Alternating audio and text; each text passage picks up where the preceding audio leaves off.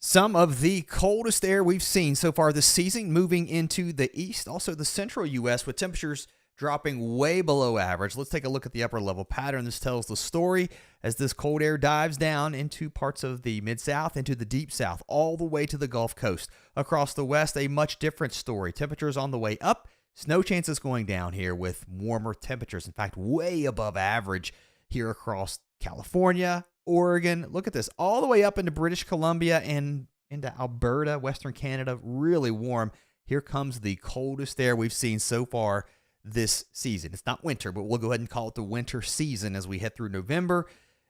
Below freezing temperatures, some really cold air aloft. This will be interesting to watch as it moves across Kentucky into the Appalachians, maybe bringing some flakes of snow into parts of Virginia and North Carolina, maybe even east of the mountains, but this moves away pretty quickly. Another reinforcing shot of some cold air for the Northeast, but the weather pattern certainly starting to shift up some as we head into late next week. So the cold will be a distant memory for you from Chicago down the Mississippi River as we head into late next week. And we're watching this next system that's going to barrel into the West Coast. That's going to bring some rain, wind, and some snow. But let's get into the short term. Let's talk about the snow and where it's headed. We've got this Clipper system diving south as we head into Saturday. It's bringing a little bit of light rain and snow into the Great Lakes. We're going to zoom in a little bit closer here, but this big, broad trough overall is going to bring that cold weather and the snow here into parts of the Northeast, into parts of Ontario, maybe even into parts of Quebec. Some of that could be really heavy, too, on this side. North of Toronto, I think, is where we're going to see the heaviest snow. And then once we get this system moving by, the winds come in out of the northwest and the snow is on. Let's zoom in a little bit closer. We'll take it hour by hour and day by day. We start off on Saturday. In fact, let's back it up just a little bit. Showers moving toward the coast as we get through the early morning hours of Saturday. As a front drops through, that moves away pretty quickly, and we have a decent afternoon starting to set up across Kentucky, Virginia, Tennessee, North Carolina. A chance of a few showers further to the north.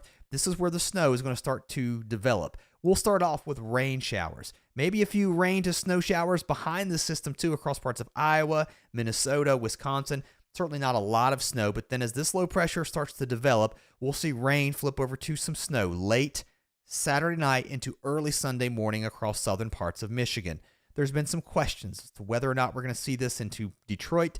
I think you go from rain to snow. This is not a big snowstorm. And then further north and east into Ontario. Once you get up towards London, better chance of some snow. But again, Toronto, right along the lake, the problem will be elevation. And then I think we dynamically cool and we'll start to see that flip over to snow. That includes places like Hamilton. Over here towards Buffalo, we'll start to see that transition slowly over to snow. And then further to the north, a better chance of snow starting to develop as we head into Sunday evening. Further to the south, we're on the backside of this, the coldest air loft now moving across Wisconsin. This is aiming right towards the southern Appalachians. That's going to pick the rain and the snow up. Mostly snow, though, once we get into Sunday night and Monday. Low pressure along the East Coast, too warm for any snow. Right along the coast, we're going to be warm, windy, rainy. Connecticut, Massachusetts, Rhode Island, maybe some mixed precip into parts of northern New England as that warm air surges north and that cold air in place at the surface sticks around. And now we're going over to some heavy snow here into parts of southern Quebec, north of the border. On the backside of this, the rain and the snow picks up a decent moisture fetch, too, off of Lake Michigan. It's going to bring some snow into parts of Indiana, further south, even into Kentucky and Tennessee. And this is going to put a coating of snow, maybe 1 to 3 inches on average, I think, here into the higher elevations of Virginia, West Virginia, down into North Carolina. And maybe some snow falling, too, in Music City, back towards Nashville, Knoxville, especially up towards Crossville. Once you get up here to the higher elevations of the Cumberland Plateau, maybe a little bit of snow in eastern Kentucky, and then the lake effect picks up, really going here into parts of Indiana as we head into Monday afternoon, especially if we can get some instability with the heating of the day, and also off of Lake Erie and Ontario. The big driver of this will be this cold air aloft, creating instability, and look how the flakes move east of the mountains. It's showing up on the European across parts of North Carolina, Virginia, so Greensboro, north up towards Roanoke, Lynchburg, a chance of some flakes.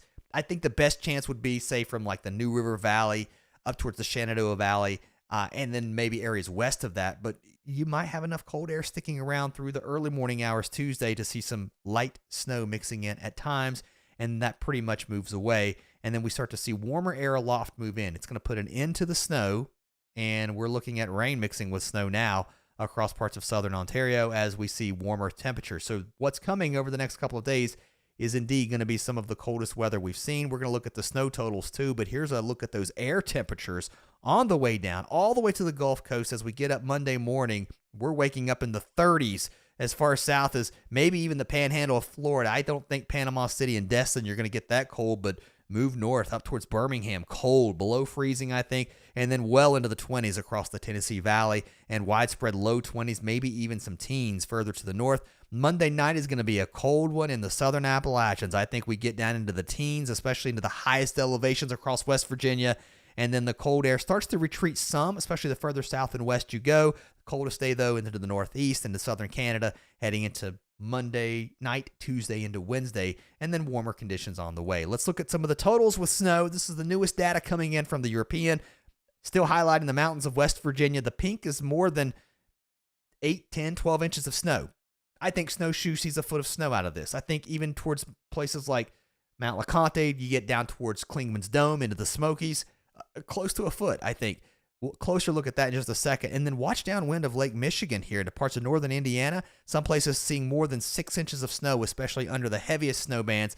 Most areas, though, just a coating of snow. And then downwind of Lake Erie in Ontario, some snow here as well. We're going to zoom in a little bit closer. Let's start here into the northeast. We will pick up some winter precipitation through the day on Sunday. The timestamp is above my head. As we add to these snow totals, it really starts to pick up here across southern parts of Canada. This is not centimeters. I had to do a double take. This is inches. For my Canadian friends, here's a look at the centimeters numbers, close to 40 in some cases, at least over 30. And then across parts of New York, the snow starts to add up. A couple of inches over the next couple of days. Watertown, I think we get some snow. Rochester, back towards Syracuse. Dunkirk, I think you're in a sweet spot for 4, 5, 6 inches of snow. Further to the south and east, the biggest snow going here into West Virginia, even Charleston, Huntington, a little bit of snow coating the ground here down into southwest Virginia, especially up close to the West Virginia border. Maybe a bit of a break here along I-81, a little bit of elevation playing in, and then get down into the Virginia Highlands, down into western North Carolina. The highest elevations here, a couple of inches, maybe a little bit more into the high spots, and then across the Cumberland Plateau, more snow. But look, maybe some flakes falling as far west as Nashville, maybe, I don't know about Jackson, and then as far east as the Piedmont. I just think a few flakes here, certainly not a big accumulating snow on the way. Here's the snow as it rolls by further to the north and west. Detroit, the new European, showing a couple of inches. I think it's closer to an inch, coating to an inch. Further to the north of that, this band, this fetch of snow here across southeast Michigan has been interesting to see how it's showing up on the European. Tomorrow, I'm going to be more interested in some of the short-range models. Today, I'm sticking with the European. Tomorrow, we'll start to flip that switch. So make sure you subscribe and come back as we track out where these mesoscale bands will form. But you can see snow is in the forecast. It's not going to be across central Michigan, though. The UP is going to pick up quite a bit, though, across this region with several inches possible, especially, again, in some of those favorable zones that get the lake effect. And then across Canada, we've got this snow dropping in, but I want to take you here. Even if you're across the states, you'll want to pay attention to what's happening way north, right? You've got the Hudson Bay here into the Northwest Territories. Look how we've got more snow falling across this region. If you're wanting a cold winter, you want to get the snow on the ground, and it looks like we're going to do that. That's going to set the stage for more cold to start to build across this area that could break loose and move south as we head into December, which I think it's going to. A look at the long range in just a second. Here comes the cold and the snow across the central U.S. Most of this area remaining dry, though. On the backside of high pressure, temperatures warming back up above average as we head through the week. Tuesday and Wednesday, we say goodbye to the cold and hello to, I don't know, early fall weather, I guess, above average. Cold, though, as we head through Sunday and Monday, the coldest there not heading to Texas, at least here into West Texas. We'll stay warm, and then by Tuesday, look at the warmth spreading back north from Oklahoma all the way into Nebraska, even the Dakotas, back into the 60s. Further to the west, relatively dry and warm, too. The next storm will move into British Columbia as we head into Monday and Tuesday with some rain and snow, and we're watching the next system as we head toward Wednesday and Thursday. It might bring some rain, wind, and some snow across the west coast. There's some question, I think, at this point as to, does this low cut off? Are we looking at a stormy setup across the west? I think we are. I'll look at the long range in just a second, but there's a look at your temperatures. Let's hop over to the snow. Not as much nearly falling across the west as what we're seeing In some of the favored areas in the east, the European is trying to pick up on a little more snow here for the Great Basin. More to come on that. And let's look at the upper level long range outlook heading into December. I like to look at this every single day. This is where we are over the next couple of weeks. This would be the week ending of the 18th. So 7 days before that, this would be 7 days before the 26th. Getting warm toward Thanksgiving across a good part of eastern Canada and the U.S. This looks like a stormy west. And then as we head into December, do you see this trough starting to show up across the eastern United States? I think that opens the door for that cold that I was talking about that's starting to build, or that will be building here across Canada into the winter. Also into Alaska, a bit of a ridge developing. That would displace that cold. I think we're headed for a wild December. More to come. Subscribe. Come back. Have a great weekend. More updates on the way. See ya.